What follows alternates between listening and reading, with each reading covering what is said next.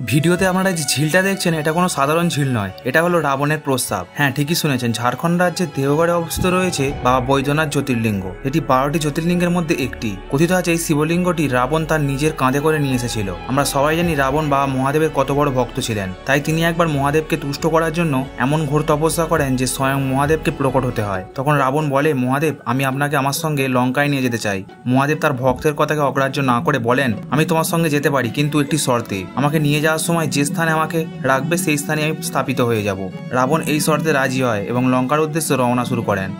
কিন্তু অন্যান্য দেবতারা এই ঘটনাটি মেনে না নিতে পেরে ভগবান বিষ্ণুর কাছে যান। তখন ভগবান বিষ্ণু একটি বাচ্চার রূপ ধারণ করে রাবণের কাছে যায়। আর এই সময় রাবণের খুব জোরে প্রস্রাব পায়, কারণ তার শরীরে মা গঙ্গা প্রবেশ করেছিল। তাই রাবণ বাচ্চারূপী ভগবান বিষ্ণুর কাছে শিবলিঙ্গটি দেন এবং তিনি প্রস্রাব করতে যান। আর এইদিকে বাচ্চাটি শিবলিঙ্গটি ওই স্থানেই রেখে দেয়, আর ওই শিবলিঙ্গটি ওই স্থানে স্থাপিত হয়ে যায়। আর পরে এই স্থানেই গড়ে ওঠে বাবা বৈদ্যনাথ ধাম, আর রাবণের প্রস্রাবের দ্বারা গড়ে ওঠে এই ঝিল। কমেন্টে সবাই লিখুন হর হর মহাদেব।